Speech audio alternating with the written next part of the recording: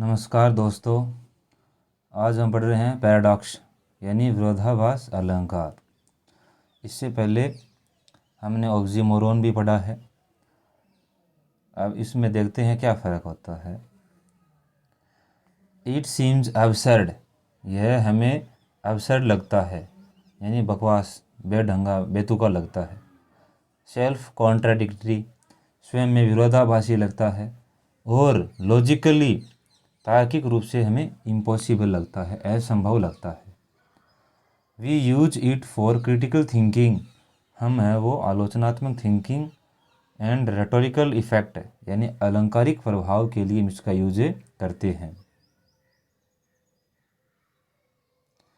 जैसे डेथ, मृत्यु, दाउ शैल्ट डाई, तुम मरोगी, जॉन डन ने लिखा है। तो मृत्यु कैसे मरेगी। इसके बाद में है 17वीं सेंचुरी में इसको सेंट्रल डिवाइस के रूप में मेटाफिजिकल पोइट्री में इसको यूज किया जाता था। तो मेटाफिजिकल, इसको सही नहीं लिखा गया थोड़ा, मेटाफिजिकल पोइट्री में इसको यूज किया जाता था। द कैनोनाइजेशन, जो जॉन डन की एक रचना है, उसमें इसको यूज किया गया है। जैसे sexual lovers are saints, sexual lovers यानी जो सेक्स के प्रेमी हैं वह क्या है, सेंट्स हैं यानी संत हैं। तो संत हैं वो सामान्यतः सेक्स से दूर ही होते हैं, इसलिए सेक्सुअल लवर्स है वो संत कैसे हो सकते हैं। Dark with excessive bright the skirts appear, dark यानी अंधेरा, विद एक्सेसिव बहुत ज़्यादा चमक के साथ, अंधेरे में चमक कैसे हो सकती है, डार्क में एक्सेसिव ब्राइट कैसे हो सकता है। तो इस जो वाक्य हैं इसमें पैराडॉक्स हैं। अगर एग्ज़ाम में पैराडॉक्स ऑप्शन नहीं होता है तो हम ऑक्सीमोरोन कर सकते हैं, बाकी ऑक्सीमोरोन इसमें नहीं होता।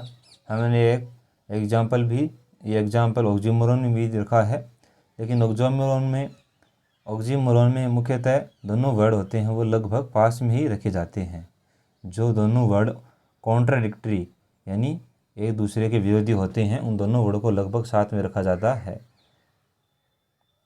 पैराडॉक्स है वो एक पूरा वाक्य होता है जो विरोध में होता है, एक वाक्य एक बात दूसरे के विरोध में होती है। आई मस्ट बी क्रूअल, मुझे अवश्य ही क्रूअल होना है, टू बी काइंड, दयालु होने के लिए। अब क्रूअल में से निर्दयी और काइंड में से होता है दयालु। इन दोनों ही ऑपोजिट वर्ड को इसमें यूज किया गया है। ओनली फॉर दिस वे, इस ओनली फॉर केवल इस तरीके के लिए, ये शेक्सपियर ने लिखा है।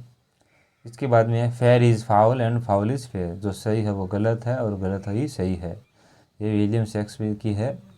चीज़ें जैसी दिखाई देती है वैसे न भी हो सकती है, इसलिए इसको यूज किया गया है। आई नो वन थिंग, मैं केवल एक चीज़ जानता हूँ। आई नो वन थिंग, मैं ये चीज़ जानता हूँ। दैट आई नो नथिंग, कि मैं कुछ नहीं जानता, यानी इसमें एक चीज़ जानता है उसमें कहता है कुछ नहीं जानता। तो ये भी क्या है, एक दूसरे के विरोधी हैं। लेस इज मोर, कम ही ज़्यादा है। तो लेस और मोर इन दोनों वर्ड को, कॉन्ट्राडिक्टरी वर्ड को एक वाक्य में, सेंटेंस में यूज किया गया है। तो ये ज़्यादा स्पष्टता प्रदान करने के लिए।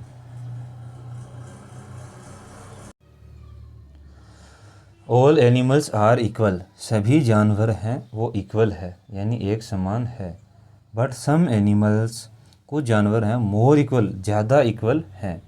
तो इक्वल है तो मोर इक्वल, इसके विरोध में इसको यूज किया गया है। देन अदर्स, अन्यों से।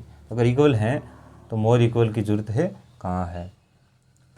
ये जॉर्ज ऑरवेल जिनकी रचना है एनिमल फॉरम, उसमें से लिया गया है।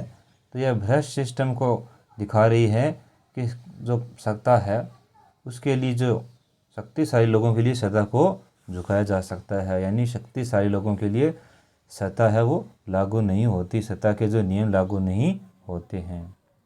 तो अब हम देख लेते हैं कि इनमें क्या फ़र्क है।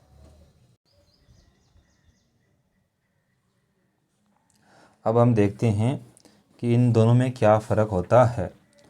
तो ऑक्सीमोरोन में सामान्यतः 2 वर्ड्स यानी 2 वर्ड्स होते हैं और उन वर्ड्स को या एक छोटी यानी शॉर्ट फ्रेज भी हो सकता है, ए शॉर्ट फ्रेज भी हो सकता है। ज़्यादातर 2 वर्ड्स ही मिलेंगे या ए शॉर्ट फ्रेज होती है, जो लगभग इनको पास में रखा जाता है, यानी इनको साइड बाय साइड रखा जाता है, लगभग पास में रखा जाता है। जैसे हमने एक एग्जांपल पहले देखा था, कौन सा देखा था कि जो बर्न एंड फ्रीज, ये एग्जांपल भी हमने देखा था। ये ऑक्सीमोरोन का ही उदाहरण है, बर्न और फ्रीज। और लगभग ज़्यादातर ये दोनों पास में ही रखे जाते हैं, जैसे लविंग और हैट,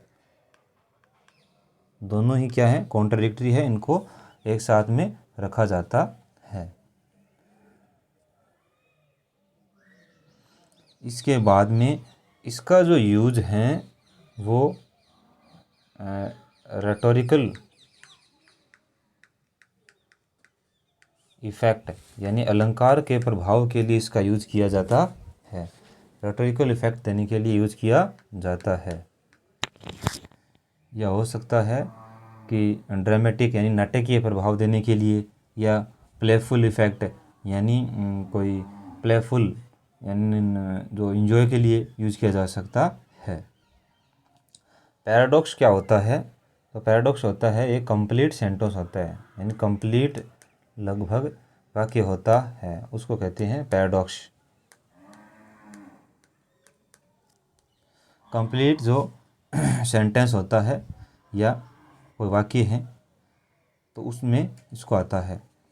यह क्या दिखाता है? तो यह हमें दिखाता है कि कोई ए हिडन यानी छुपी हुई है, ए हिडन लेयर ऑफ कोई सत्य एक चीज़ की, truth, A hidden layer of truth या विजडम या बुद्धिमत्ता की कोई बात बताता है। तो आशा करता हूँ कि आपको पैराडॉक्स और ऑक्सीमोरोन समझ आ गया होगा। Thank you.